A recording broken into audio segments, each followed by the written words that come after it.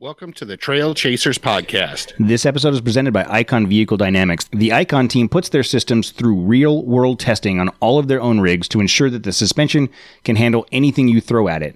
If you want to take the performance of your vehicle to the next level, go to iconvehicledynamics.com. And by Nexen Tire, the Roadian MTX continues to impress us on and off the road, and we push those things pretty hard. We're fully confident that you'll love these tires. Go to nexentireusa.com and get a set of Roadian MTXs for your rig. Today on the show, we talk to ourselves about stuff, like finally equipping the Frontier with Icon suspension. That's right. Parts are in hand, and the lift has been reserved. We also talk about wheeling in Apple Valley this weekend, and whether my family was testing Cody for, Thunderdome access. Lastly, I show off some of my new computer skills. That's right. Matt, the project manager, was able to open up a link. And some listeners want Cody to revisit Storytime to see how long it will take before he starts crying again. Not long. He's probably crying right now. You guys suck.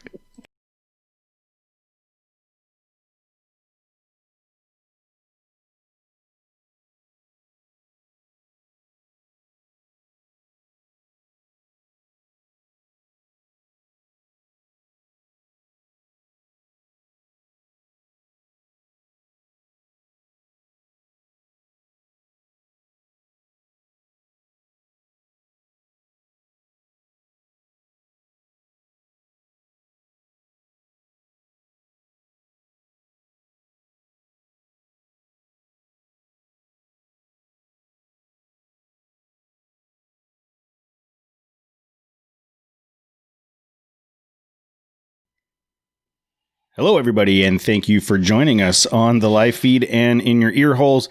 Matt, Jose, and I were just going through some pre-work on the show, and they were giving me a hard time because I didn't have my stuff together this afternoon.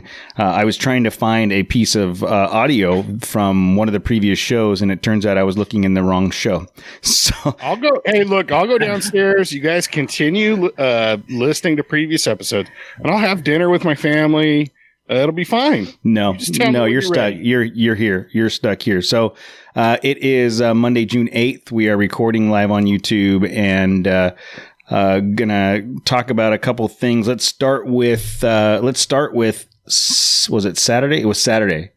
Let's start with Saturday, Matt. What did you and I do? We went wheeling from my brother's place. He lives up in Oak Hill, which is the top of the Cajon Pass. It's, maybe 5 or 10 minutes from Cleghorn, right? Yeah. Just on the other side of the hill? On the other side of the 15. So we went into Phelan. I'm not sure exactly. So Victorville, you're saying? You guys were in Victorville? No, south of Victorville. Hesperia. No way, dude. You're still 20 minutes away from Victorville. You got to go deep. So. Nope. Once you crack that hill, if you're driving Victorville adjacent, driving the Kruger, it might take you an hour to get to Victorville from my brother's house. Nope. To everyone in SoCal, dude, once you crest that hill, that's Victorville, man. Look, it's not my house, so I mean, yeah, but you're associated. I told everybody when we were texting about it. Please don't tell everybody that my brother owns a home in Victorville. They already know my mom lives in Hammett. Yeah, exactly. See? You're a shill, dude. No, I escaped. To Fontana. And North Fontana, by the way. That's why I only have a certain number of places that I can punch down on. It's it's only 3 or 4 places. So I gotta do it when I can. That's funny. Hey, but I mean, those neighborhoods are pretty cool. They're super cool. Style houses. Yeah. Everything up there has land, has property around it. They're big spread out houses. There was a period of time where I lived in Apple Valley, which is just across the street from there, and I loved it up there. I love that high desert, but all of the work in the world is in Orange County and LA, and to get to it is like mind-numbing traffic to get there. But the neighborhoods are beautiful. So, I mean, from my brother's garage, he lives on a dirt road. There's no pavement. Just off the pavement. But he can ride his bike he has a side by side. He has like a razor, yeah. and he can go 4-wheeling within 5 minutes. We were on a trail. If not even that, I don't even think it was that. It was, yeah, and it was really cool. Like, I think I don't know what our elevation was, but we leave the house and we hit a trail, and you're already on top of the hill. And like the downside was it was Matt and the boys show up in shorts and t-shirts. So I looked at the weather. Look outside when you go. I looked at the weather on the phone, and it said it would be about 70. So I had jeans and a shirt on. And Presley had some little pants and a little shirt on, but we brought a jacket for her. And we're on our way up there, and it starts dumping rain. And I get on the radio with Matt, and I'm like, this is unexpected. Like, this is kind of weird. And Matt and the boys are all in shorts and t-shirts, no jackets, no sweaters. Nothing. Like, dude, it was mid 70s at my house. Yeah. You know, and it's June. Yeah. I mean, so whatever. As we hit the top of the thing, and it was it was very cold and windy. Windy. You couldn't see anything. We could have been hanging off the cliff of doom, and I wouldn't have known the difference because all you could see was white cloud on either side of you. Matt was 2 cars in front of me, and I could barely see the back of his truck. I bet being up there would be gorgeous. Like I tracked the trail so that we can go back there again, but I bet on a bright day it'd be beautiful up there. Well, there was the main road. It's just like Cleghorn. Yep. There was like the main road, but it was a little more chewed up, I guess, or maybe a little more difficult. And then they had the little side trails that ran parallel. You could do little hill climbs and stuff. I put the locker on a couple of times. Like, it was actually, offset. Yeah, it was fun. There was a lot of fun stuff. Yeah. And then we got into this really, there was like some kind of point. I don't know, where there was like a plaque telling you about the Cajon Pass, and who cares? Nobody's reading any of that bullshit. Yeah, I mean, think about it. Like, there's just a bunch of dudes on dirt bikes up there. They're flying by that thing. So wait, you're talking about after I left, right? No. The first stop. We stopped at that first. Oh, point. That's right. Yeah, that first stop. There was a like a marker there. Yeah. And I started to read it, and I was like, "What am I doing? I don't want to be the first guy to ever read this stupid thing." And so I went back to the truck or whatever. And so after that, it got into like a really, it was a green trail on Cody's digital map. No, I tell you the best thing, man. I didn't know where we were going, so I was kind of in a weird mood Saturday to begin with, and then all I knew, I just had to meet Matt at the gas station, and somebody else was going to lead. I didn't know where we were going. Tammy was like, "What's the trail like?" I don't know. Never been there. Don't know. I'm just going, and I brought Presley with me. And I loved the fact that I was in the middle of the pack or in the back, just cruising, just whatever. I'll just follow where everybody else goes. It was just you two, right? Or No. It was Matt's 2 brothers. Oh, or brother and brother-in-law. Oh, okay. Yeah, so it's my sister's husband, my brother-in-law Kenzie, and my nephew who just traded his Mustang in for my old Silver, not actually my Silverado, but a 2009 Z71. Mm-hmm. And then my brother drove his F250, that giant tank, and wasn't there one more? That was it. There's the 4 of us, yeah. And then there was we ended up meeting up with one of their buddies on a dirt bike at some point. Yeah, Bo. Yeah, he's he just met us up. That was like the median. Actually, we were only, that hill everybody was talking about was only 10 minutes from that point where we split up. Yeah, but that was really kind of I guess Presley got sick, right? Yeah, so Presley was really whiny all morning, and it was bumming me out.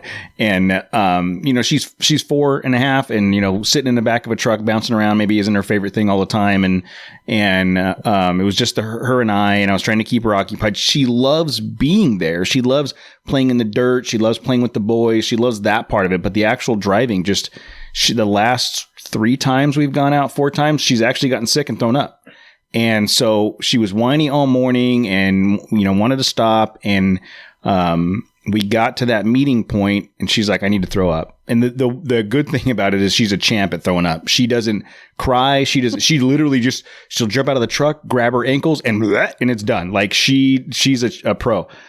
Which maybe is scary for me in her college years, but she threw up. And by that time, and we hadn't been on the trail very long. I mean, I don't feel like it was maybe a couple hours, an hour. Yeah. No, it was something like that. Yeah. But we were at a point where I saw on the map that if I just turned left, it would go straight out to the freeway. And I just told everybody, look, I'm sorry, man, I got to go. I was bummed out. She was sick. And, I took her. I was getting like kind of car sick myself because the trail turned really windy and a lot of like embanked turns. And because it was so cloudy. Yeah, no frame of reference. There was no peripheral. Mm-hmm. Yeah, there was no peripheral. It was just like being in a tunnel or almost like closing your eyes while you're four-wheeling or whatever. It's very disorienting.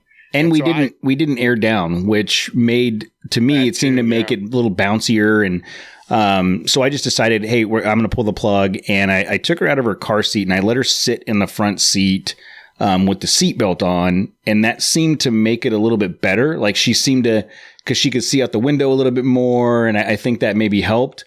But, we got down to the freeway. Oh, man, we got down to the freeway. And I haven't talked to you about this. We get down to the freeway, throw her back in her car seat. We hit the 138 towards the 15 freeway. Boom. Dead stop. Parking lot. Parking freaking lot. And I'm like... Somebody tagged you, right? They saw you? Yeah. So somebody saw me, took a picture of us. I'm like, what the hell's going on? Like, and as we were creeping up, I'm looking at maps and I see this potential trail off the side of the road. Like I could have turned right and then jumped on a trail and gone. But I was by myself. I had Presley with me. She's already been sick. I was like, I'm just going to ride it out. So I just rode it out and they had the 138 down to one lane getting to the 15 freeway to cross over a bridge. It was probably 30, 40 minutes of waiting in line to get to the freeway. And on the way up, they had the 15 freeway north down to a single lane right before the 138. It was a giant cluster mess up there. So did you guys go that way? Were you able to get around it? Yeah, no, we, thankfully, we thought about that, but... Because I sent you, I don't know if you got my text. I sent you a text and said, don't come this way. Oh, yeah.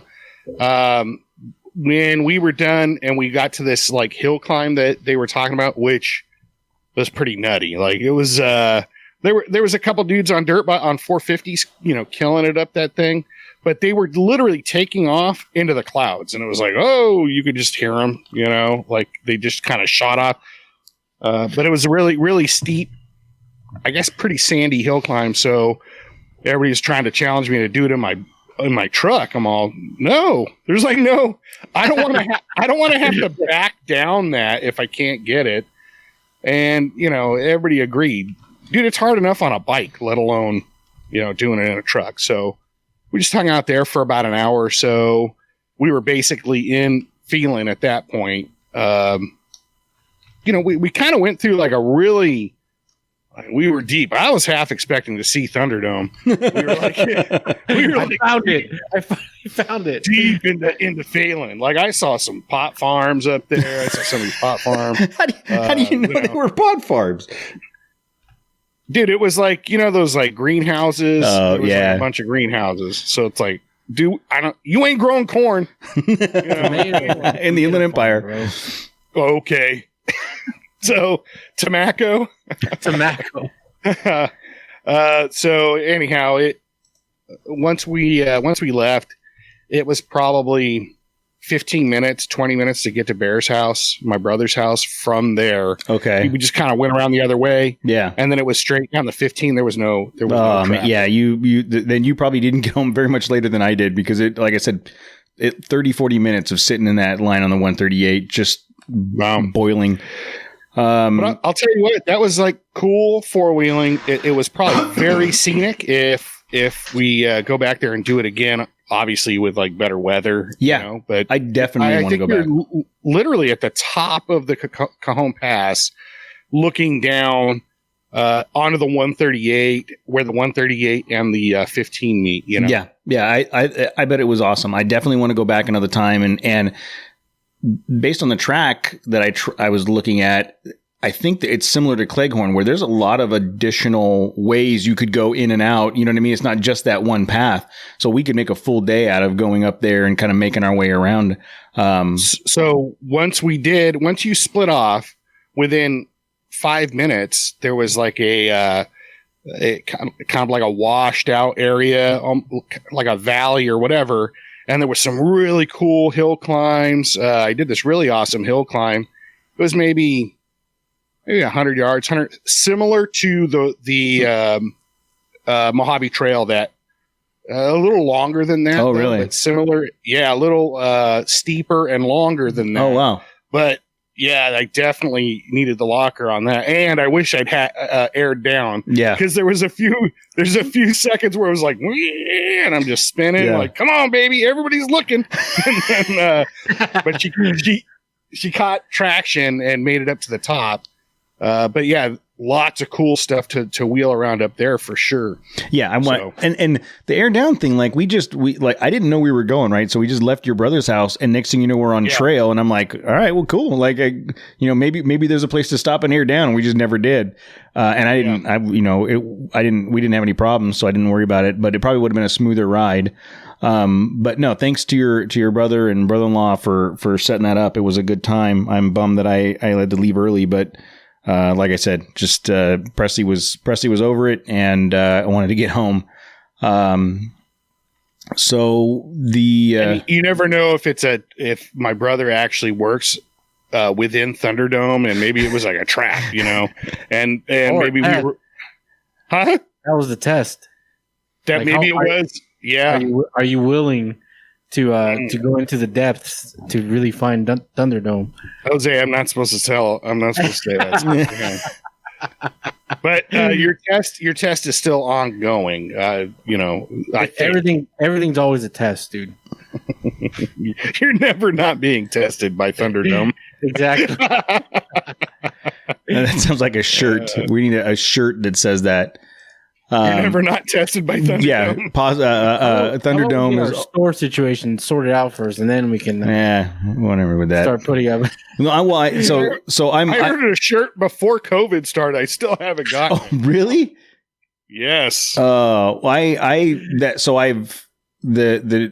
new website is up, and that store's off. So I adjusted the website. Okay. I took a bunch of. I redid the website, essentially, built a new one from scratch. It looks very similar, but it's kind of updated and simplified. So there's a new website up at trailchasers.net, and I didn't have the store on there specifically because, I wanted to figure it out. Like, I really liked the way the store was set up because I could create designs, throw them up there. You didn't have to order a bunch. They would print one at a time. But we had a couple instances where the quality wasn't great. Like, one of our buddies got a sweatshirt and it looked like the one I'm wearing right now. Yeah. It's all bled. Yeah. So one of our buddies got a sweatshirt and it looks like someone like barely touched the ink on the sweatshirt. Like it's so. Yeah. I ordered 2 hoodies and they're both terrible. Yeah. Oh, that's right. Yeah. So I just stopped. I just figured, okay, we'll do something else. I've been trying to design because we're essentially out of shirts and hats at this point. I gave you the last couple shirts and hats we had at the Mojave. They went to all your family members. Did they really? Hi guys. Yeah. All those skinny little kids ended up with they're like double X shirts. So I've been messing around with a couple t-shirt designs to come up with a new design for the next batch, and we're just gonna have to order another batch. And maybe what we'll do is order a little bit more than we did last time and put some of them up for sale so that you can buy a shirt direct. But we'll have to figure that out. I mean, we're winging it as we are. Next thing I wanted to, I don't know about you guys, but on my side, the sound quality is way better tonight. Does it sound better on your side? It is. It is noticeably. Yeah. So the last couple episodes, I have had all kinds of feedback in my ears, and I've been trying to play with the adjustments on the mixing board. And it got to a point where I needed help, and I reached out to the guys at EVGA, and Joey D set me up with one of their engineers and started talking about it. And they walked me through all the different things it could be. And through that, I did some testing and found out that it was what Matt? Why are you looking at me like that? Oh, Matt, I thought you were going to say something. So anyways, It's either your internet or my internet, but you're cutting out. oh, did I? Sorry. So after talking That's my internet. after talking to the engineers at EVGA, I was able to track it down to an electrical issue, and I moved the plug from the mixing board off the commercial power strip I have where everything's plugged into and plugged it into a different port of the wall. And now it went away. So we're going to see what the final result is. Like when I go back to edit it, if there's still some noise there, but, in the meantime, they sent out an audio card just in case that was it. And I mean, hands down, man, the team the team at EVGA has been so fantastic with this technology. I mean, being able to reach out to them and talk to them about issues. And, one of the things we haven't mentioned very much is that listeners can go purchase items on the EVGA website and use the code Trailchasers and get a 10% discount off anything you purchase. So anything you buy at EVGA, you can get a 10% discount just for using Trailchasers at checkout. But so far, so good for the evening. We'll see how the audio comes out when we do the editing. But I mean, I'm so grateful for them helping out and providing some assistance on there, because I would have been chasing ghosts for plugging. Even last week, remember I was plugging and unplugging and trying to figure things out. It just was ever we'll run with it, and I felt bad because I think the sound quality for Brandon's interview could have been better, but. We'll see. We learn as we go. Yeah, we're learning as we go. Still? Yes. Yeah, 128 episodes in. Look, yeah, by the time we get to 1208, we'll probably figure it out. So the next thing is the Frontier. Well, we'll definitely be recording from Thunderdome. Yes. No, we'll be recording from the old folks' home. We'll have to I'll have to wheel in on the wheelchair to the rec center, and then you guys will have to join. Dude, once we're in Thunderdome, they're gonna make us record twice a day. So our episodes are gonna we're gonna do 14 a week. That's how it goes. If they pay enough, I'll do Good, it. Matt. 7 times 2 is 14. Thank you. That's called quick math. So, Frontier, Matt, what's going on with the Frontier? I'm a project manager.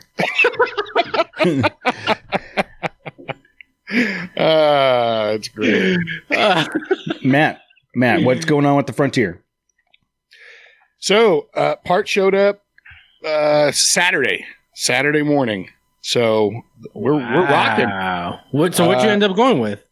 The Mevo Tech. Oh, okay. The My Votech. Yeah, it's just like you said. You just flip it over, flip the ball joint, and you're off and racing. And they seem pretty heavy and stout, so they don't seem chintzy or anything. That's what they say about me too.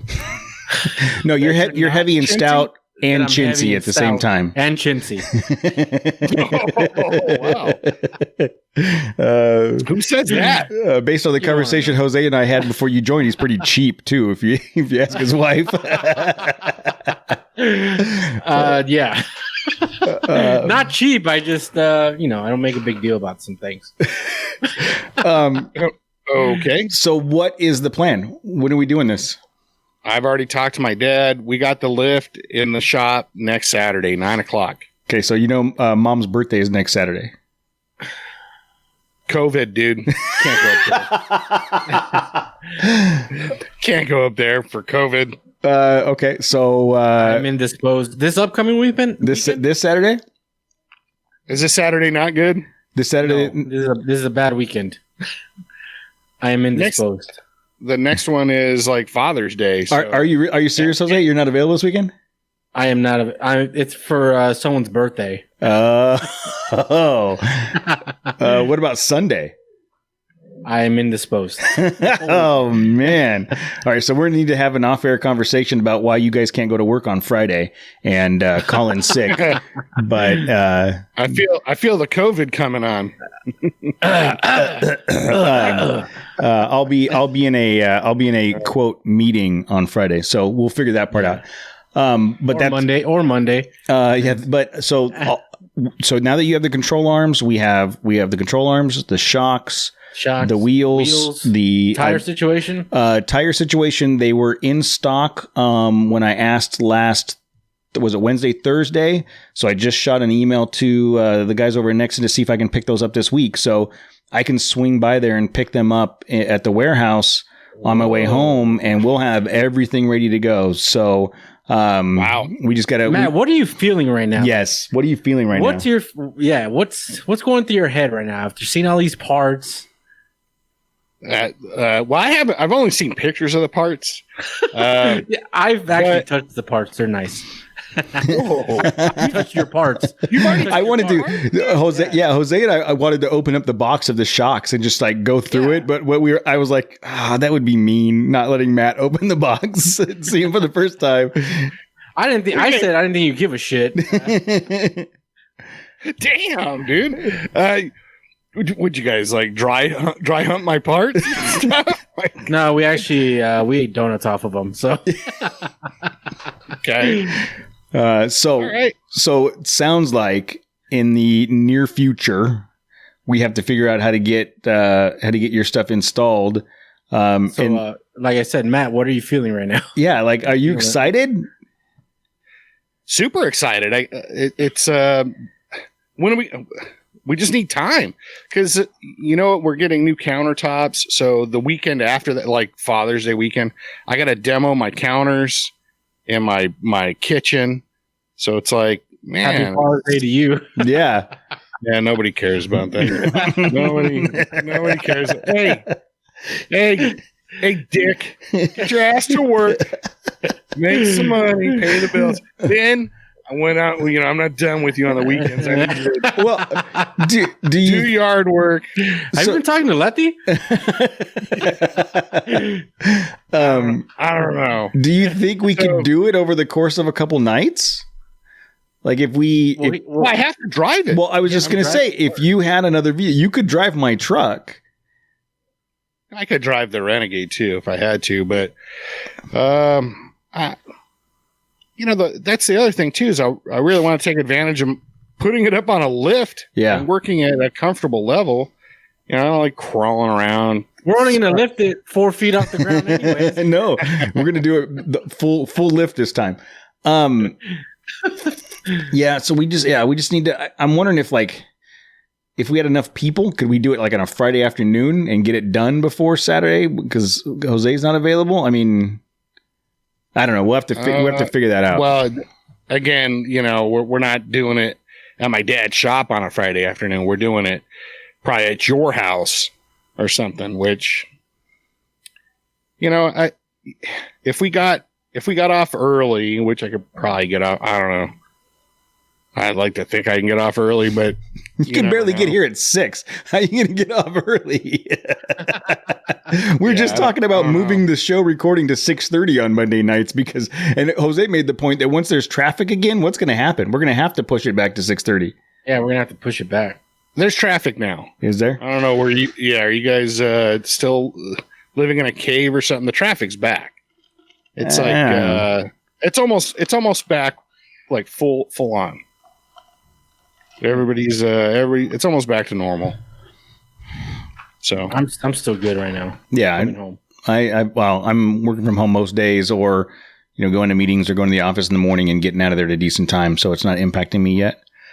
But I'll tell you, Jose, you were asking I already have spots around Baldwin Park and around my house where there's either gutters or not medians, but where you cross intersections and it's like, oh man, there's a dip there.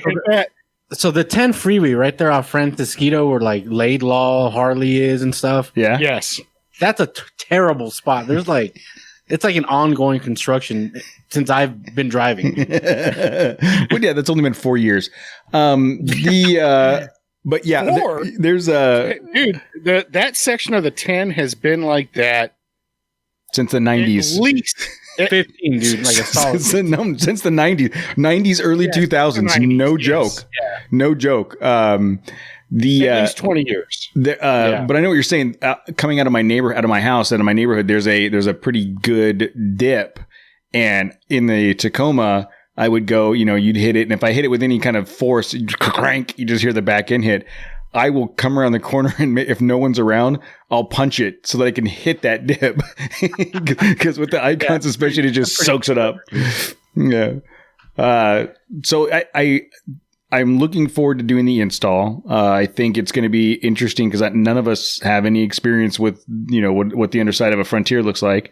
And then once we get it installed, we have to put together a plan for a decent full day trip, like to Johnson Valley or what was it, Hodge Road, when we went to that one place up in Stoddard Wells. Yeah. I say we do an overnighter to the lava tubes. That's cool too. Why don't we camp out at Razor Road? The next day we go hit the lava tubes. We hit the Renegade Highway, the funnest highway in the world. We hit it twice. We hit it there and back. Highway there. Can we get to from Razor? Can we? Yeah, we can get to the lava tubes because it's just past. It's not very far past the Traveler's Monument. What, an hour or two? Yeah, you're right. We could get to the tubes and back. Like if we went. Even if we went on Saturday, like a Saturday morning, and went straight to the tubes and then straight back and spent the night at Razor there. Yeah, exactly. Oh, man. We should do that. That's when we found out Icon was coming on, I thought, I'm going to rip the hell up. Wait till Mojave Trail this year. I'm either going to die or I'm going to break some land speed records on the Renegade Highway. And so, we missed that. We missed it by, a few weeks. Well, yeah, they had them ready a couple months ago, and I told Jeremy, let's hold off until after Mojave. Yeah, I don't want. I believe this. I believe this to be true. I want to make sure that the Ford shines, and I want Matt to steal my thunder. Yeah, I pretty much did in the punch bowl anyhow.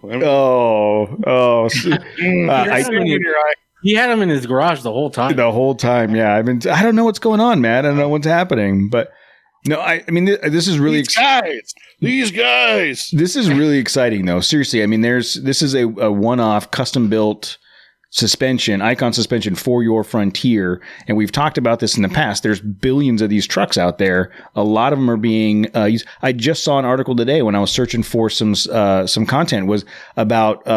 Someone wrote an article that said it's the most underrated pickup truck in the market, and it talked about how he'd been wheeling the crap out of it for a couple years. And I thought about putting in the content segment, but it's all stuff we've already talked about. It's all the things that we've already said 100 times, and I think that more people are going to figure it out. And Icon having a product for this would be great if the demand is there.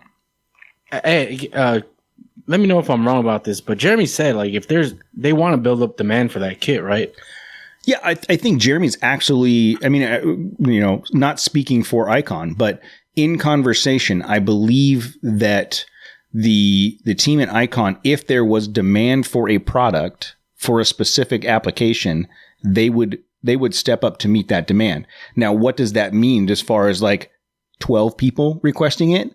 Or is it, 100 people? 100? Yeah, I don't know. I don't know what that, when, from a business perspective, they're going to have to look at investment in time and tooling and all that stuff, right? So I don't know what demand they need, but I know that two schools of thought, right? And we were joking about it. It was a month or two ago when we had DeMello and, there was 7 of us on, Jeremy, and talking about, let's put a $3,000 kit on a $5,000 truck. Yeah. And it's it's funny, but that $5,000 truck will still wheel the F out of anything else on the road. So if you think about it, my point of view is, dude, I didn't spend a lot of money on that truck. I'm ready to tear it up in that thing now. You still spent more than 20 grand on that truck. It's not like you bought a beater for $5,000. Yeah, exactly, dude. It was still a relatively, I guess, it was cheap. I guess my point is, dude, I could have spent twice that amount on something, right? And then been more leery about driving it hard. Or at this point now, it's been a year. I've had that truck for a year now. I've driven it really hard. I've had no issue. I had a dead battery. That was it. And that thing's like a little rock. It's just a little tank. I have utmost confidence in that thing. And when you think about, do you think a Toyota is built any better than that Nissan? Not based on what I've seen over the last year, right? Right. The difference will be, and this is the same argument about the Ford, is there is demonstrated proof of a Toyota Tacoma running for 200,000 miles, right? Whether or not the Frontier or the Ranger or any of those others will get there, that's yet to be seen. Dude, the Frontier will go 1,000,000 miles. They gave some guy in Chicago drove one. The Frontier? Yeah. Oh, wow. He was a delivery driver, and Nissan gave him a brand new 2020. No kidding. Yeah. It was a couple months ago. Wow. So that was on FTL, right? Oh, I did. You're right. I did see that. I did see TFL. that. But I guess my point is that based solid trucks, dude. Yeah, based on our experience, and we've said this 100 times, is there is nothing about that Frontier that would make me shy away from it. I mean, if you are looking for bang for buck for a truck that will get after it and take it like a champ, that Frontier is an excellent choice. I think where the aftermarket support comes in, and you talked about putting a $3,000 kit on a $5,000 truck. Well, not to rain on anybody's parade, but how much is an XJ? You can pick up an XJ for $2,500 now. You know what I mean? Sure. You some of the YJ and TJ Wranglers, they're not much more than $5-6 grand. So you can get a beat up 80 series for $5 grand. Yeah. So I think it's less about the cost of the vehicle and more about the people that want to use it. So, if someone went out and bought a Gen 1 Frontier for $3 grand, if there was 200 of those people that bought Gen 1 Frontiers and reached out to Icon for kits tomorrow, they would make those kits. It's more about the demand for the aftermarket support, and it just hasn't been there on the Frontier side yet. I know you're single-handedly changing that because of what Tip of the spear. Tip of the spear. He did it with Mountain Hatch. I mean, he did it with Icon. Oh, wow. I didn't think about that. We guilted Mountain Hatch into making you a hatch. We guilted Icon into making you suspension. Yes. Who do we need to throw the guilt at next? What is it you're looking for next? Some rock sliders. There's rock sliders out there. There's White Knuckle Off Road makes rock sliders, and we know they're solid. Jose bought a set for his rig, and those things are awesome. I mean, I totally recommend White Knuckle for your rock slider needs. Go to any forum, and that's like the common name that keeps coming up. White Knuckle Slider. Well, I mean, it's like the go. After we did the install on yours, I mean, they're solid as hell. Solid as hell. So I think that. Go ahead. Yeah, I was just going to agree with you. Like, man, you get enough people that are wheeling them, maybe they just see how capable they actually are. And you think about, well, I just want something I want to get out there and have fun with that I know is not going to let me down. It's going to just be a little bulletproof truck. That again, maybe that'll bring, springs to more aftermarket support, because it is like ridiculous how. Okay. So we talked about this in the past when I got the Ranger. We need to do this. After you get your kit installed, we're going to reach out to the community and find someone with a 3rd gen Tacoma with preferably an Icon kit and 33-inch tires, so that we have the Ranger, the Frontier, and a Tacoma all on 33-inch tires, and we're going to go out to Johnson Valley or something, or the Renegade Highway for the day, and we're gonna like do 3 men enter, 1 man leaves. No, but I would love to do. If my birthday wish comes true, I will have one of those trucks. If what? I said if my birthday wish comes through, which is not. Dude, you just told me that you don't even do anything for your wife's birthday. Why would she do anything for you? You don't deserve it. My 35th birthday is a big one. Oh God! Excuse me. Midlife crisis. Midlife crisis.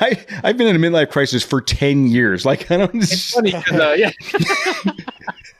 Can you get your midlife crisis at 25? Yeah. Well, considering I don't think I'm going to make it past 60, my midlife crisis was a long time ago. But honestly, I think it would be really cool to do that. Get someone, and I don't mean to call anybody out, but like Andy Sedano or one of those guys that is on YouTube that does a lot of video. Jesse Rizzo. Jesse Rizzo. That's right. And he bought a 2020 Tacoma. Did he? Okay. Yeah. I heard. I saw heard what happened to his other one.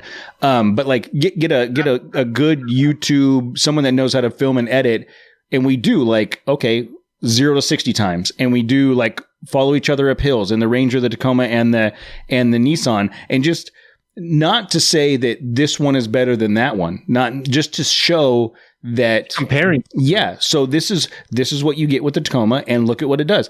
And I'd be willing to bet that at the end of the day, when we do that, most people would look at that and go, huh, the Frontier does the same thing that the Tacoma and the Ranger does, right? I mean, we've talked about this for what most of the wheeling that we do, and I think a lot of our listeners do.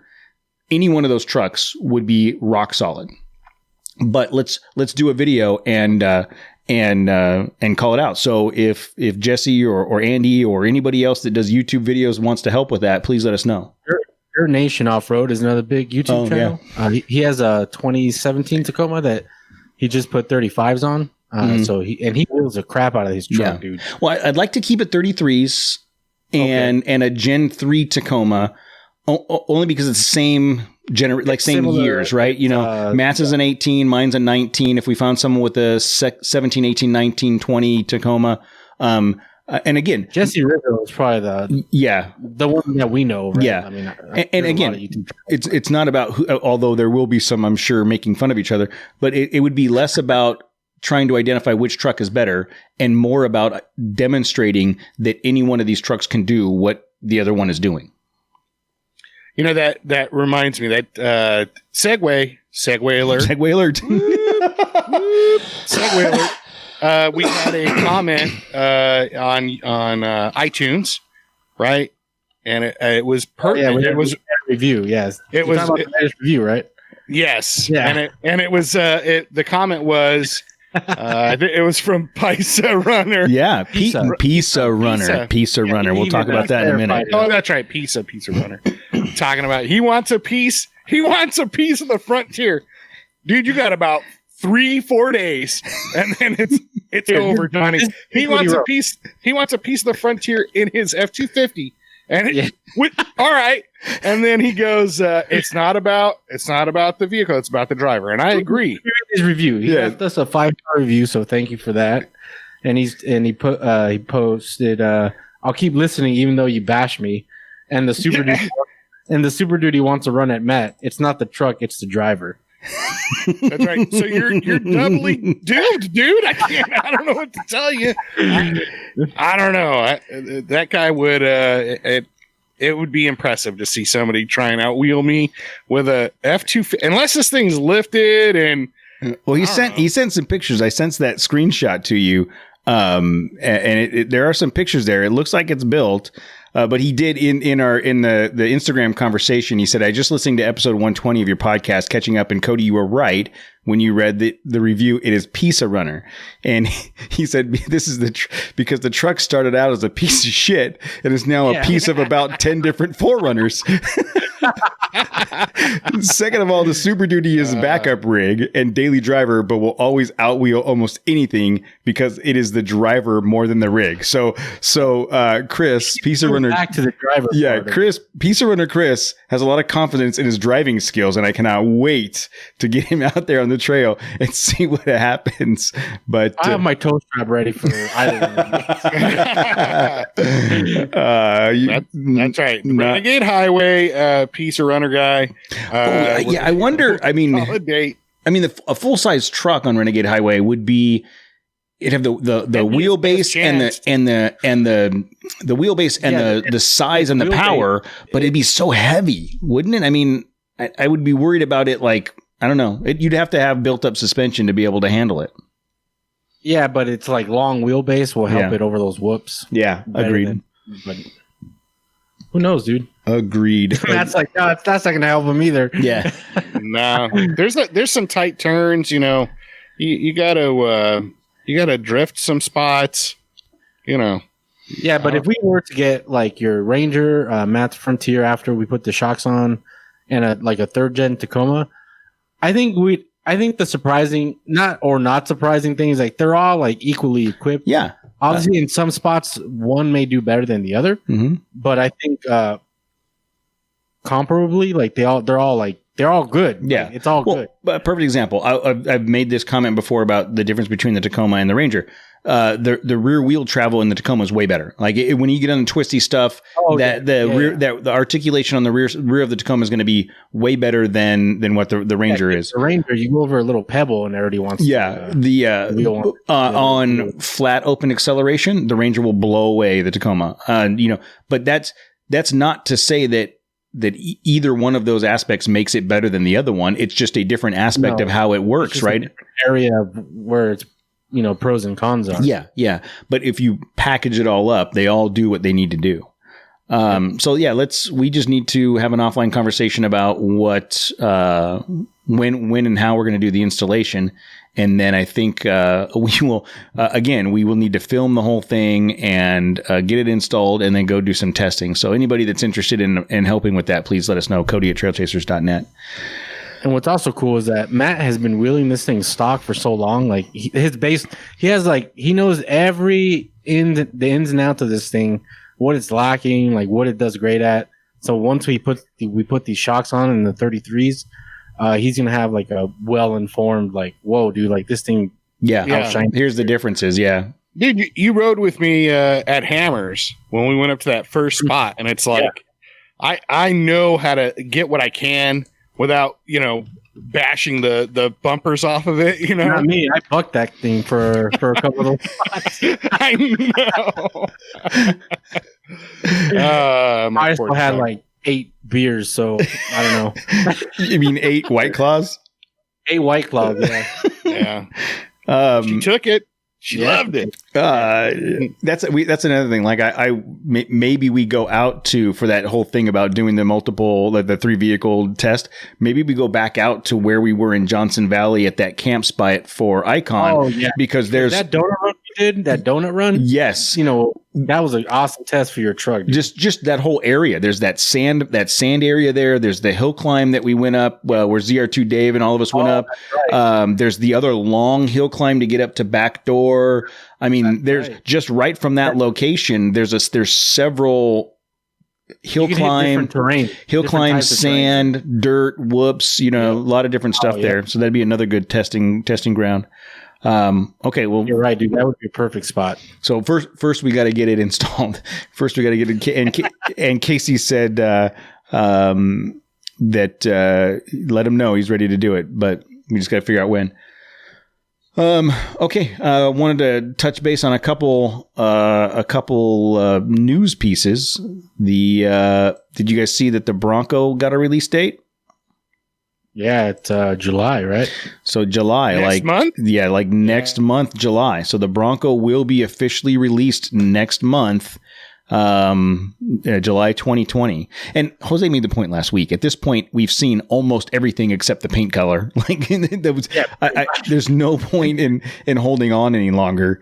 But they're gonna release it next month. And I didn't read about when the production is going to start, but I think originally they were planning on having it produced. I think they're releasing it later this year. That's what So that turn of the calendar, so January of next year, they'd be ready to ship, ready to buy, right? I thought they were going to hit dealers fourth quarter. Oh, really? Year. Yeah, but I don't know. That would be cool. I mean, there's been a lot of talk and speculation. I'm really excited about it, and I know we've probably talked about it way too much for a vehicle that's not even out yet. But we spent a lot of time talking about Fords lately. I just want to say that. Well, I mean, you got to go with what's trending. Something that's 15, 20 years old, no one wants to talk about it. Your platform, your Ranger platform is like 10 years old, right? Yeah, but it's only 2 years old here in the States. So that will be interesting. I will be paying attention to that to see what's happening there. And then Matt, I don't know if you're able to actually click on the links in the show notes, but Nissan releases a concept for the new Titan Warrior truck.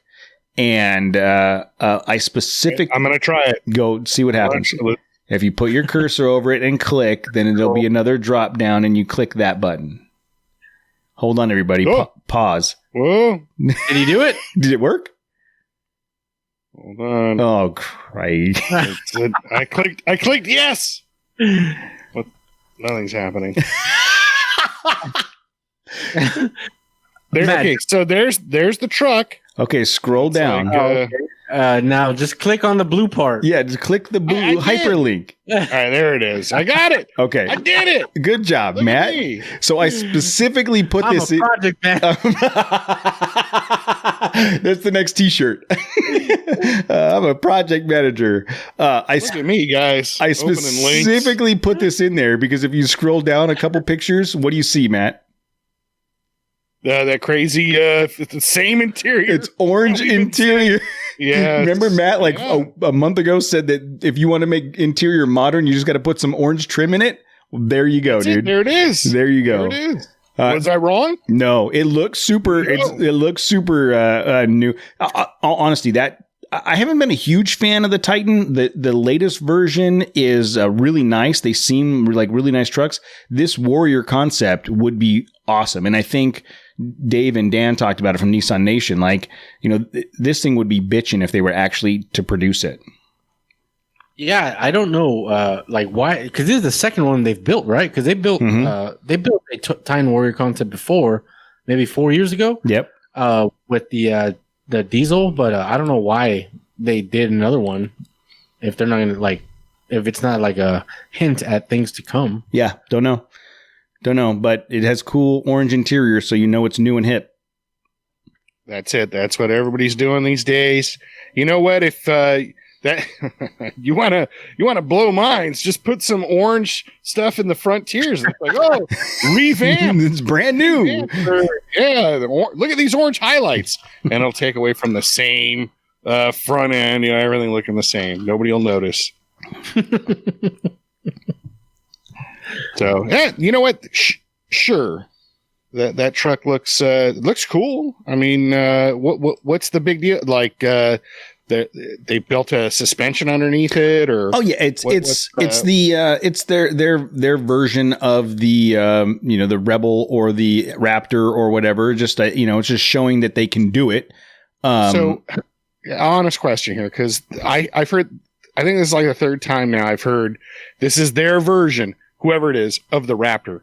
Is there an actual another version of the Raptor, or isn't the Raptor still like I'm going to praise Ford for a second. Isn't it actually like a lot? It's shoulders above anybody else's. I think it's the bar. Truck. I think it's the bar. It's the standard for the market. Yeah, for sure. What's that, Jose? It's definitely the bar, like Cody's saying, like because they were the first to market with like a off-road dedicated or like specific full-size truck. Everyone has like trim levels that like kind of dip into the off-road. The Raptor's not like a trim level. That's like it's its own model. Like that's exactly. Raptor. But now like so they've all been playing catch up, right? Like Ram has that TRX 1500. It's a supercharged V8 with they did a concept that had like 37s on King shocks, but apparently that's coming out this next year too. It's been spotted out in the wild, like testing in the dunes at Glamis, Chevy. But I mean, like production level. Truck. Yeah. It's going to be just because they decided, hey, we're going to make like 500 of these or whatever. No, this is going to be like they're all trying to compete for like the Raptor killer name. Yeah, right? yeah. So Ram's coming out with the TRX. Well, Ram already has the Rebel. Yeah, but that's kind of like just it's just a trim level. It's not a like okay. So Ram's coming out with the TRX. Chevy, they're racing right now in some sort of I don't know what off-road series. I think it's the Score. Mm-hmm. They have a Silverado with beefier shocks that the ZR2 has. So like a full bigger shock. Mm-hmm. The tri-cylinder or whatever, right? Multimatic shocks. Yeah. Yes. Yeah. So they're testing them They have a bigger version of it for the Silverado, and they're testing that right now. And they did the same thing before the ZR2 came out. They were racing it. They were racing the prototype in some of those races, and then they released the ZR2. So I don't think we'll have to wait much longer, maybe next year too, for that Silverado to come out. Yeah, but what are they going to call it? They already have that Trail Boss trim, which is kind of lame. Like, yeah, I forgot ZR1. I think the ZR1 Silverado. Really? Oh, yeah. So we have Ram, you have Chevrolet, GM, and if Toyota needs to step up their game because the Tundra. They have the TRD off-road Tundra, but I don't know that TRD Pro. That's what I'm saying. The TRD Pro Tundra, but even with that, I don't know that it competes. I wouldn't call it a Raptor contender, no, to contend with the Raptor. But if they update that truck to be like a true Raptor killer, that'd be cool. And if Nissan does the same, the more competition, the better, because it's just going to elevate everything else, right? I would think so. You would think so. And I'm sure I mentioned it before in the show. There's a video. I think it's called Built in Baja, and it's about the 2017 Raptor, where they took a production Raptor and modified it to compete in the Baja 1000. So they put the at the time that previous gens fenders on it to disguise it. Yeah, and they were also torture testing before that. They were torture testing the EcoBoost. That they ran in the Baja 500 or 1000 too. Yeah, but it's a really cool documentary just about what goes into building an off-road vehicle that is suitable for production and still has the chops to be able to go out and wheel in a competitive off-road race. So I mean, it's definitely, even if you're not a Ford fan, it's definitely worth a watch. What's crazy to me is that it's like, dude, all this stuff is like years of planning. This is years in advance. Like the Raptor wasn't like the F-150 or the Raptor wasn't just like, okay, let's build this thing and next year we'll bring it out. No, dude, it was like in development for years. And I mean, look what it is now. It's the best off-road truck or for a specific purpose, right? I mean, it's just big. Yeah. But it's definitely carved out a niche in the market. And I do believe that the success that Ford had with the Raptor over the last several years and the attention has then pushed them to get further with the Ranger and now the Bronco. I mean, they're seeing, there's another article, I don't even know if I put it in the show notes. There's an article about how four-wheel drive vehicles are the most popular. More than 50% of vehicles purchased in 2019, I think it said, were some form of four-wheel drive or all-wheel drive vehicle. The market is really driving that off-road lifestyle and even if you don't take it off-road, the off-road look and the Raptor look. And I think, having that success with the Raptor, they're saying, wow, we've got a formula here that works. Let's push it down to all the other products. Right. So I would love to see the Ranger Raptor come out soon. Yeah, because look at all the Tacomas you see on the road. Like they're all the TRD off road. It's rare when you don't see the TRD off road. Yeah, I was gonna say, as far as the Raptor being like the measuring the bar that you measure, these trucks. I remember because you still have brand loyalty. Like I still consider myself a Chevy guy. As far as I've always owned Chevys prior to this truck, and or Mopar. I was a Mopar guy way back in the day, and as far as muscle cars or whatever. And when the Mustangs and Camaros came out, I think it was like the mid '90s, where they were starting to come back with like real horsepower again. Yeah, remember there's the dead years, like the '80s, just and the Mustang garbage. 2, yeah. Everything was good. The IROC Camaros. They might have looked cool to some people, but they were gutless. And then in the 90s, like there was, you had the fuel injection technology caught up to where you can get 300 horsepower. That was like a kind of a big thing. And I wanted Mopar to come out with a pony car so bad. Like, please just put a V8 in something. I want to be a Mopar guy. I want to be a Dodge person. And so I kind of equate the same thing. Like you would think there's so many truck people that, Chevy guys and I guess especially Chevy guys, but Dodge owners that I want to go I want to do what that Raptor's doing, but I want to do it in my truck, you know? So it is at this point now, dude, the Raptor's been around how long? 15 years? No, has it really? It's been a long time. No, 10 years. 2010, 2009, I think was the first year. Okay, 10 years. 2009, 2010. 10 years. How many times you heard Raptor Killer? You know, and how many are there? Yeah. There's none. Well, none. I did watch a video. I did watch a video where someone took it was a 1 or 2 year old Raptor that they purchased used. And then they bought a Dodge Ram 4x4 used. Raptor was $40,000 or whatever. The Dodge was $20,000. They took the $20,000 savings, put it into off-road upgrades in the Dodge, and that upgraded Dodge kept up with or blew away the Raptor for less money. So sure. But that Raptor has from the factory. Yes, I was just going to say that's the difference. The difference is it's turnkey. You don't have to. You just buy it and you hit the dirt. And that's what the article was saying. I'll try to find where it was, and it was a YouTube page, YouTube video, and they were saying yes. I mean, so they were just proving the point that you could get the same level of performance for less money, but you would not get the turnkey Raptor. I'm out the door. You know what I mean? Yeah. Yeah. Plus I'm kind of I'm about to change the suspension on my truck, but I feel confident, knowing that it's Icon. But, Ford and the big three or these manufacturers, they put millions of dollars and they have it, hundreds of engineers when they set up these suspensions and stuff, So yeah, but they set them up for a specific use. Here, use my Ranger as a perfect example. Millions of dollars of engineering. That platform's been running for 10 years overseas, but you guys saw how that FX4 suspension worked off-road. And on-road, it was fine. On-road, it was fine. But they built that truck to be an on-road truck with the option to go off-road, right? Changing the FX4 suspension out with the Icon kit elevated that truck's performance tenfold. Like, just as much as I loved that truck before, even if it was stock, I would still love it. Honestly, so, we took it out the one night, right, before we put the suspension on it.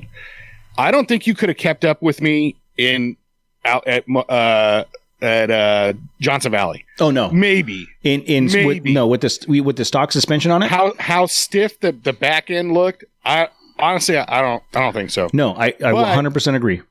Conversely, it was night and day. Like, oh my god, when especially in those like sandy areas, that big hill climb where you were just able to put the power to the ground and then just soak everything up. It was like you were just like on a rail. Yeah. Like it was night and day. The suspension makes it so those tires never leave the ground. I mean, and we saw that when we did the ride and drive.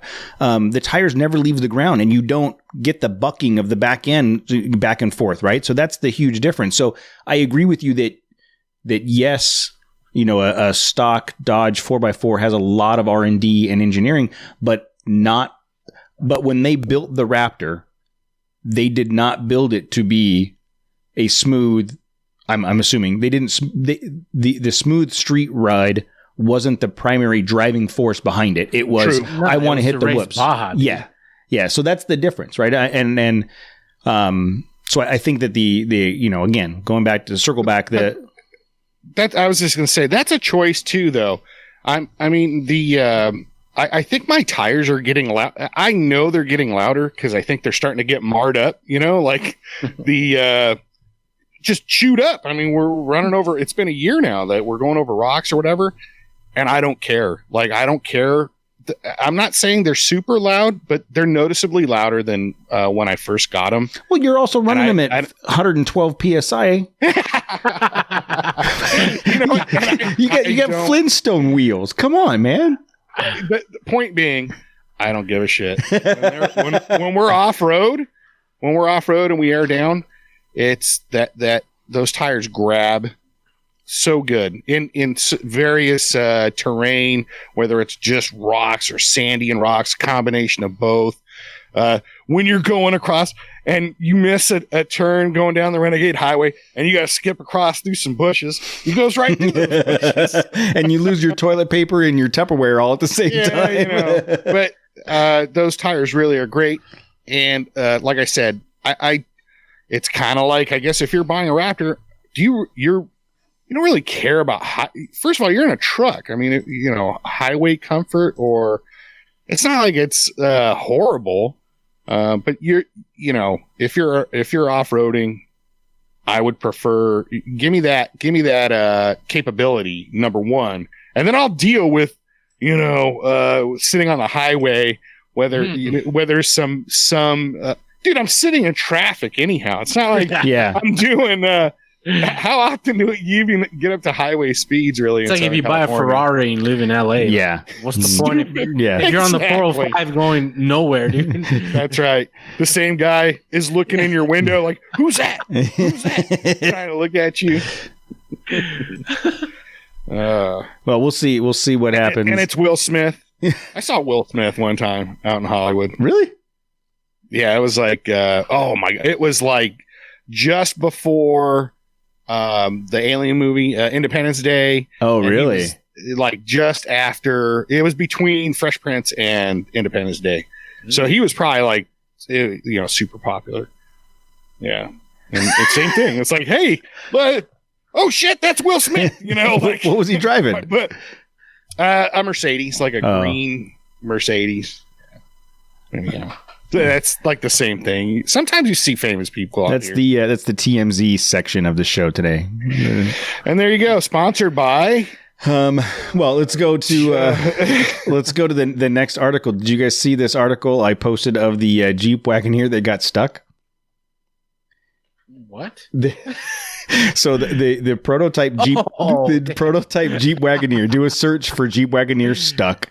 That's hilarious. Prototype Jeep Wagoneer is somewhere out in the world, and it looks like the guys driving it pulled off to the shoulder of the road, and it was a little bit deeper than they thought it was, and they buried the right side of the Wagoneer, and it looks like they high centered it and had to call a tow truck to get them out. That's funny, dude. That sucks. Jose could have done it. Where were you, Jose? I was at Starbucks getting a coffee. Oh, no, I think what's funny is after it got stuck, they put a car cover over it to try to cover the whole thing up. Like in one of the pictures, they got it fully covered until the tow truck shows up to get him out. Well, dude, this thing's supposedly going to be like $100,000 when this thing comes out. Oh my god! Yeah, it's really? It's supposed to be like a big 4x4 luxury thing, right? It's targeting the Land Cruiser. I mean, the new Land Cruiser is $85,000. The new Toyota, right, Jose? The 2020 is like $85,000. So this is supposed to target the Land Cruiser, Land Rover, Range Rover version of full size luxury off road. Although I doubt that you would take this thing off road with any serious effort.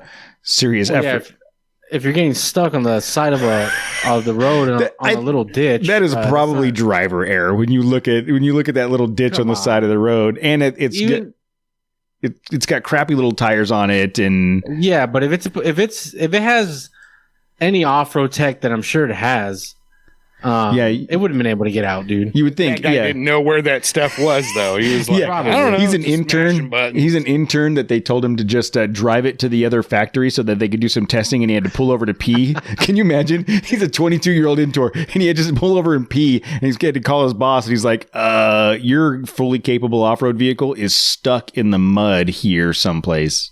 It's like, you had one job. Yeah. That sucks for them. The price of vehicles, it's insane, dude. It's insane. How is that? When I think about 45, 50 grand for a new whatever, I think, God, that's a ton of money. How are people affording this stuff? They're financing them for 10 years. Yeah, the MSRP that just seems crazy. The MSRP on the 2020 Land Cruiser is $85,415. I don't know who buys that. I don't even know. Even a Raptor, dude, it's like $70K brand new. 70-80K out the door. 2020 Range Rover is $90,000. So at least in a Raptor, you can go kick some ass in the desert. Yeah, that's true. it. Yeah, yeah. I think if you're right now, a quick search said that the 2020 F-150 Raptor is 55,000 base. Yeah, but I don't think you'll find any base model. No, so 65, let's say, right? I mean, whatever. So it's starting at 53,455. So let's say you put another 10 grand into it, 65. That's Gladiator Rubicon level. That's JL Rubicon. You know what I mean? I mean, so if you're a desert guy, if you're a Glamis guy or a Renegade Highway guy, and you've got the choice between the Raptor and the Gladiator, I mean, the Raptor for 65K in the Raptor, you're done. You don't have to add any extra aftermarket stuff. You know what I mean? So I don't. Yeah. So I think if you bought a Gladiator and wanted to do some of the same stuff, and no one bash me for saying that the Jeep's better. I'm just saying overall off-road capabilities for what the Ford is doing, the flat out desert stuff, not the rock crawling, not the tight trails, not the stuff that we've talked about. You're gonna buy that Gladiator for 55, 60 and put another 5 to 10 in it. So I don't think it's that far off. Yeah, but when did like the new normal become 40 grand for a new car? Like full size trucks used to be 30K. Look, my Silverado I bought it brand new, 2007. It was not 4-wheel drive. But I got it for like 24,000, brand new. That's comical now, you know. You can't get anything for 24. My 2003 Dodge Ram 1500 quad cab 4x4 in 2003 was 33,000, and my 2011 Dodge I think was just under 40. That was an F250 quad cab 4x4 was just under 40, like 38 or something like that. And yeah, that same truck today is 55K. Yeah, I don't know what happened, dude. But people, the reason why they're charging that much is because people pay for it. People are paying it. There's Gladiators everywhere right now. Everywhere you go, you see Gladiators driving around, and rightfully they're so. all Rubicons. Yeah, and the Gladiator was named, pickup truck of the year or off-road vehicle of the year, whatever it was, and rightfully so. I mean, off the showroom floor, that Gladiator Rubicon will do everything you need it to do, right? I mean, there's no doubting that. But it's freaking 60 grand, by the time you figure it, you buy it. So thank God I got my house when I did. Because it's like, I don't know if the way things are going, 5 years, and I make pretty decent money. Like, it's not like I'm a chump. Something's gotta, I think we're setting up, I'm going to change the subject here. I think we're seeing like a 2008 scenario again coming up here. Because it has to reset. Well, it's already being propelled right now. It's happening right now. COVID, the COVID has knocked us into a recession. I just read an article about that today. So I got to get my tinfoil hat. Bro. Oh no, no! We're not doing it. We're not doing it. Let's do it. Matt, have you been getting those texts I've been sending the group? Matt doesn't look at texts. Matt doesn't. He doesn't care. You guys always have like your texts. And look at this, look at that. It's always at the worst time. Like, dude, I have like 15 emails I got to put out, and then I got to adjust this schedule. And then I got, it's never ending for me right now. If you guys text me like, I don't know, Saturday, 2 a.m. Saturday, exactly. Saturdays between 8 and midnight, I'm probably good. Like I'll answer you. Dude, I was going down the rabbit hole. Yeah, no, dude, that's look. And I wanted to. You know what? After we record tonight, or after we're done, I'll go back through there. You know me. I love conspiracy stuff. That's not on. It's not on the itinerary for tonight. We don't have time. We do not. There's the fun police. We don't have time. Maybe if we get through the last couple articles, we can. The last one I saw that I found very interesting is this article from Car and Driver. There's a conspiracy there because I want to know how much Toyota paid Car and Driver to say that the RAV4 is on par with the Jeep Wrangler. Well, yeah. So the title says 2020 Jeep Wrangler Rubicon versus the 2020 Toyota RAV4 TRD crossover torture test. And I read that. I'm like, well, whose dumb idea was that? Why would you do that? Why would you even put that's if you're trying to compare, those are two completely different vehicles. Like that, you can't say, oh, we're going to see that's stupid, right? So I just decided I'm gonna read through it, and the TLDR too long didn't read is this. It says, this I didn't expect. I figured most of the RAV4's days would be spent on the end of a strap. The Jeep disabusing the Toyota of its off-road delusions, one obstacle at a time. Instead, the RAV4 proved that it can actually survive some seriously dumb off-pavement exploits. Sure, all-terrain tires help a ton. We would not expect a lower trim highway-focused rubber to provide the necessary traction for my antics. Nevertheless, this thing is legit. Yeah, I could have gotten stuck if I had followed the Jeep in the deepest slop, and I would have destroyed the vehicle in the process. In this case, it turns out the crossover off-road fantasy is pretty real. So I read through the article, and they basically took a Rubicon on this trail and had the RAV4 follow it. And they were like, hey, we're going to go in this puddle. And so it did it. And it talks about how the RAV4 got stuck in this puddle. And then they started using the gadgetry of the TRD off-road, and it worked itself out. And it didn't take the exact same path as the Rubicon did, or the same line or whatever, but it was able to spend the day following a Rubicon through a fairly decent off-road trail, from what I read. And I think it looks pretty gnarly, dude. From pictures that it does. It looks pretty. It's more muddy than anything, but it's still pretty gnarly. But my point in adding this is, we have had how many of these conversations about, do you need to spend $65,000 on a Rubicon to be able to go wheel and have fun? Can you do it in something a little bit more convenient or cheaper or more on-road performance and all those things? And if the RAV4, damn, dude. I mean, hold on. I'm looking at these photos. Hold on. That's pretty legit, man. That's what I'm saying, dude. This thing's on three wheels, like it's stuck in a hole. It seems like they tried to fjord the Mississippi or something a couple of times. Damn. Wow. What they're not telling you though is that RAV4 TRD off-road is like $38,000, and for that money, you're like, you can buy a Tacoma off-road. Yeah, Forerunner off-road, but you can buy. Let's go back to conversations we've had in the past, though. I mean, if you're looking for a crossover SUV with good gas mileage, where you can put your kids in the back, and it's comfortable on the road, you could drive it to work and back every day, right? I mean, that's. I don't want to hear about gas mileage. If you got a 4-wheel drive, and you're gonna wheel it. No. I'm gonna go. Sure, I guess I'm gonna go back to a statement Jose made 3-4 weeks ago, where we talked about the quote adventure vehicle segment, and no one has stepped up to claim the adventure vehicle segment. Right? We talked about Subaru doing it, and some of the other smaller, like the Jeep Renegade and those kinds of things. Based on this article, that sounds like the TRD off-road RAV4 is squarely in that list of adventure vehicles that you can have a good time in. But I agree. Sorry, Matt, to cut you off. The only thing. We lost Jose. So clearly, wherever he had to say didn't matter. No. There he is. You guys hear? You're back. I'm back. I said the only thing that I completely agree with you about the adventure segment. But if the only thing is the price.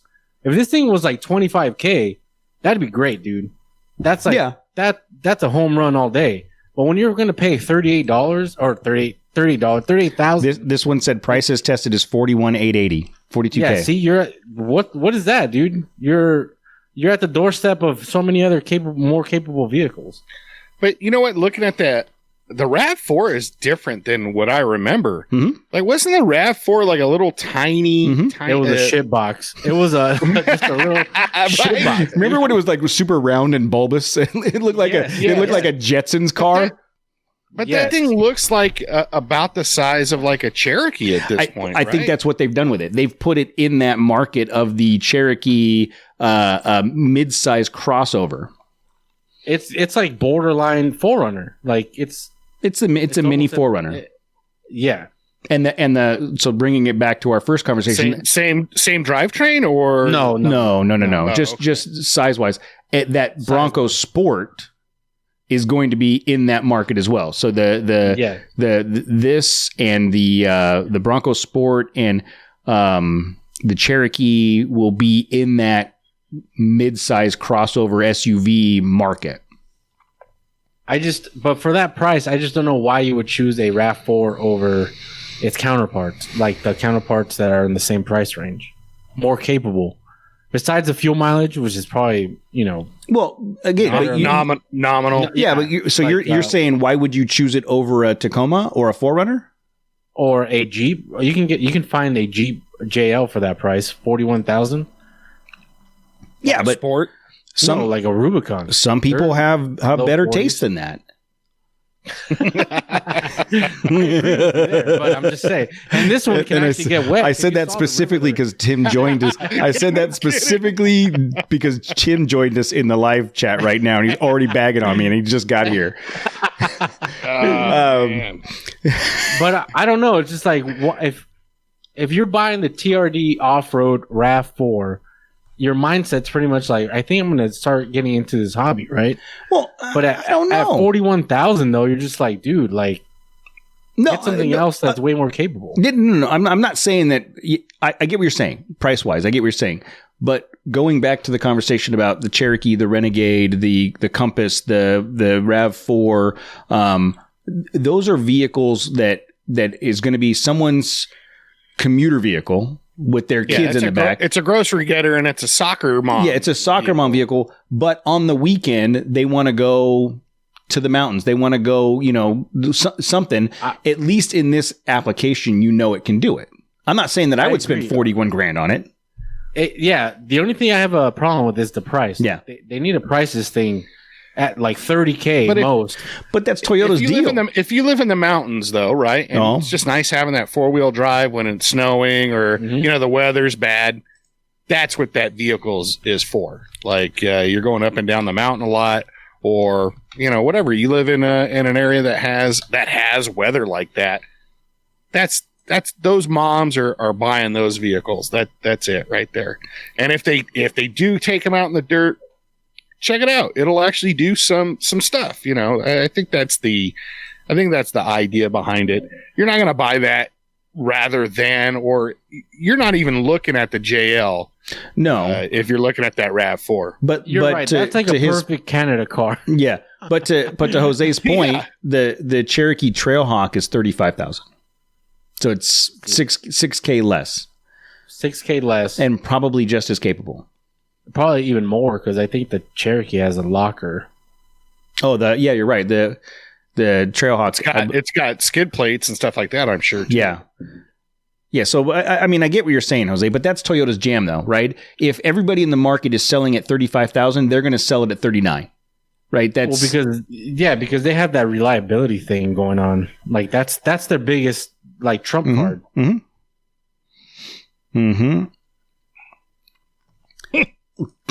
Oh my God. Why? Tim, why is your wife listening to the show? Yeah, your wife should. So Tim says, my wife just said she has a headache. Thanks a lot, Cody. Your voice is sickening, apparently. Dude, she should know that. She's listened to this show more than once. You're not getting lucky tonight, especially if I come on the radio. If I come on your airwaves and get in your ear hole, it's you should know better. That's your fault for doing that, man. Don't blame that on me. So I think this, again, I just thought this article was interesting about, the clickbait of Wrangler versus RAV4 caused me to... Hey, but I'll tell you what, as far as clickbait goes, I think they actually... it's a dumb comparison. It's a dumb comparison, but they probably drugged that RAV4 through some pretty decent stuff. That's what it looks like, dude. Yeah. Yeah, you could tell they were probably surprised. You're like, I can't believe this thing made it through what we put it through, Well, in the article, if you read the article, there's points where he was like, I'm going to do this knowing that they had a strap hooked up to it the whole time. He's like, I'm going to do this knowing it's like 3-wheel. You can see the strap that's connected to it. Yeah. So, so again, it just furthers the narrative that we've brought up before, where you don't have to have a $60,000 vehicle to go have some fun in the dirt, right? I mean, yeah, you can have a $40,000.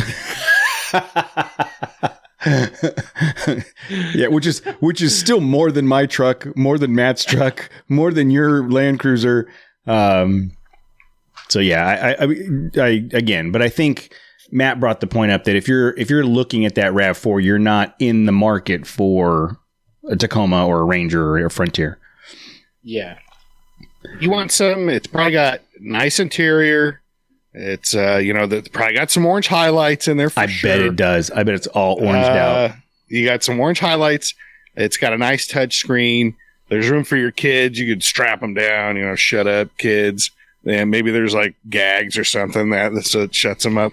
And then there's enough room for like their soccer gear and whatever, and groceries at the same time. So, and then if the road gets slightly wet on the way home from the store, you just push a button. And you're golden. You're golden. That's it. I just sold a million of them. Wait for your checks to roll in. Wait for your help. Yeah. Make sure it has that Toyota emblem on it too.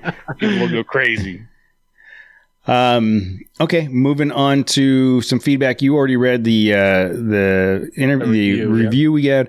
We got an email from Jerome Banks a couple days ago, and the title is Matt's People. And he sent a link to Fire in the Sky Fun Run. And it's an alien-themed fun run that doesn't involve running. Yeah, thank God. I ain't doing that. Dude, if aliens came down and tried to abduct me, I'd just let them. I'm not even going to bother running. Why, You want them to probe you? You know what? Sometimes I get lonely and I'm just looking for some attention. I don't care. COVID has, COVID lockdown. This lockdown's going on. Yeah, I'm not judging. Did you guys check out the webpage? Briefly, I did open it up, but I know that story. That was a movie, like the Fire in the Sky, and it was based on Travis Walton. I think that's the basis for this. So this is why it says Matt's People. I didn't know any of that. I didn't know. Yeah, it's common knowledge, dude. It's common knowledge. That's like Alien 101, dude. Yeah, exactly. Come on, rookie level, dude. I don't know what to tell you. The so it's an alien fun run. It looks like it's all side by sides. August 7th through the 9th in somewhere in Arizona, in Overgaard, Arizona. Overgaard, like Asgard, Overgaard, Arizona. And they do there's a bunch of off-road runs, and I was wondering if they'd let you show up in the Frontier, even though it's not a side by side. It's close, but I don't really want to hang out in those situations. Like, I'll pass. Really? It sounded like something you'd want to do. Off-roading and aliens? Yeah. That's what this show's about for you. This show's about aliens? You want it to be. You and Jose want it to be. I have to constantly bring it back. Well, look, I like the stories and stuff. I think they're interesting. But, I truth be told, I don't believe any of that stuff. I wish it's entertaining, dude. I want it to be real, but in the back of my mind, it's like nothing cool like that ever. Nothing like ever happens, and it's at this point I've heard like every story. I know all the stories, and they're all just stories. I guess that's the thing. Like I've already heard them all, and none of them are very convincing. That's it, and so. I don't want to get exposed to a bunch of people that are like trying to convince me otherwise. And so that sounds like a horrible time. Just people trying to show me. I don't think that. Yeah, I bet it's not. I bet it's more just a reason to go out into the desert, drive by a barn and a phone booth, and drink some beer. That's all that's happened. No one's trying to educate anybody. Okay, cool. Then it sounds like a great time. You're in Overguard, Arizona. There's no education happening anywhere near that place. And it's funny. I don't know anything about Overguard, but it's close to where Tim lives. You just killed him. We lost all of our. I just went through our email. I just went through our email list, and I didn't see Overguard, Arizona, anywhere near there. So I think I'm safe. I don't think we have any listeners in Overguard. Man. Tim's like, dude, that's the city next to mine. No. Tim lives. That was Jose that hit you. Tim lives in Underguard. He's in Underguard all day long. Man, no, you guys leave Tim alone, man. No, he started it. He always starts it. It sound like my kids.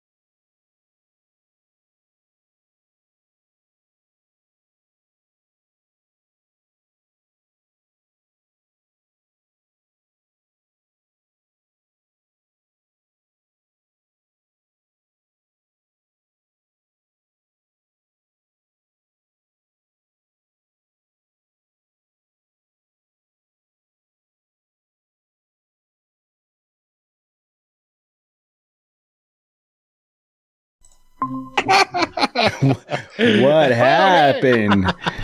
What happened? We've been having our own conspiracy show. It's been great. Well, fortunately, nobody could hear it. Oh, it was the best. So everybody's back. Okay, so it says that they can see you again. We're on the YouTubes again. Yeah, we're back on the YouTubes, and Tim says he can see you guys. That was the best minute and a half me and Jose ever had. It was the best, highest quality content. You guys all missed it. You guys all missed it. Yep. All right. Okay. Well, let's go back to the last piece was Elam. Do we want to try this? Do we want to try to find the 1 minute 20 the 1 hour 24? Because he do you have it pulled up? I'll pull it up right now. He had said that, so I got a voicemail from Elam that said that I dropped an F-bomb at 1 hour and 24 minutes. Yeah, you probably said fudge. On episode 126. So we're going to try to quickly go there, and so this will be an edit point, but we're going to try to quickly go to episode 126. Well, so I'll have to pull it up for next week, but Elam's trying to claim that I dropped the F-bomb and not Jose. People are so confused right now. They're like, "What the hell?" Well, I'll trim all this out. I'll trim all this out for the actual show, the live feed. Yeah, you guys are on your own. So that was, that's about it for the. Oh no, I take it back. So next thing is the Mountain Hatch winner. So Alex, you guys saw the message we got from Alex about winning the Mountain Hatch. He's super excited. He's up in the San Luis Obispo area.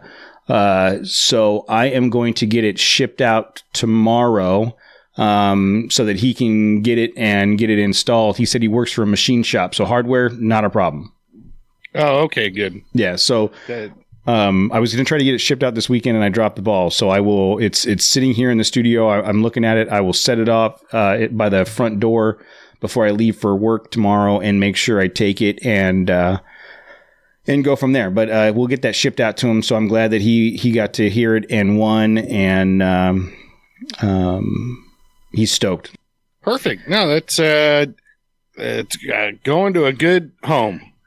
Yep. Okay. Well, anything else, guys? I mean, we're a little bit shorter than normal because we didn't have an interview today. But is there anything that I know you guys are still laughing at? That I kind of see the Tim and Casey content going on in the background. So we need to have a whole separate episode. One of these episodes needs to be just like we'll give everybody that's in the live feed just the link to the hangout so they can join us and we can do this live. Yeah, we need to have Tim on the show. No. Yes. No. Yes. No. He can fill in for me one night. He can fill in for me one night. How about that? You two and Tim have a show without me. Yeah, we'll talk about all the alien sightings he sees out in the Arizona desert. In Undergard? That's right. In Undergard, Arizona? Yeah, Undergard, Arizona. Talk about where he was when the Phoenix Lights happened, right? Oh, that's gotta happen. Exactly. Cody's like, what's that? Yeah, whatever. I don't know. Oh my God. Yeah. So, okay, well, cool. I mean, we covered a handful of things. It was So hopefully next time you hear us, we'll have the Icon suspension on Matt's truck. Yes, we just need to figure out how to make that happen in the limited amount of time we have. Since Jose's not available all weekend for some lame reason, the best reason, dude. I'm telling you, she could do better. You better have a good weekend. I'm just my advice to you, bro, is she could do better. So we'll have to figure something out and get it installed. I know that Jeremy wanted to participate. Well, that was before he bought the Ranger. Maybe he doesn't care anymore. But he doesn't give a shit about Nissans anymore. No, traitor. No, I did have a quick chat with him today, just for a few seconds, and he said that he's absolutely loving the Ranger so far, and he's already taken a wheel in and have you seen his stories? They already fucked. Come on, we just had the conversation, Jose. 1 minute, 1 hour, 44 minutes. Damn it. 1:40. So close to closing. I know. I almost made it through an entire episode. Yeah, he bashed. Now I'm like, where am I going to put it at? He bashed his lower control arm bracket already and bent it, so he's trying to figure out how to fix get that back to. Damn. Yeah. Wow. Oh man, somebody been driving around Icon equipped vehicles. Yes, he's used to drive around on 35-inch tires. Exactly. Slow down. He thinks everything's 35 and cush suspension. Yes. So cool. Well, let's we will commit to posting up some of the work when we start working on Matt's truck. We'll try to do it some live, and we'll record it for a good video. And other than that, we'll keep you informed on how it goes. I'm sure once we get it installed, we'll want to get it on some dirt and let Matt do a full review of it, and then go from there. I've reached out to a couple people I've been having some conversation with for some upcoming interviews. So we're trying to get some more people scheduled. If there's someone that you want to hear from in the community, if there's an interview you want to get, drop us a line, Cody@trailchasers.net, and let me know what it is, who it is you want to talk to, and I'll reach out and try to get something set up and go from there. But thanks everybody in the live feed for joining us. I appreciate it. Except Tim, don't ever come back. And we will we'll talk to you guys next week. If you guys do us a favor, just hit that thumbs up button. That'll help us out here. Thanks. Thank you.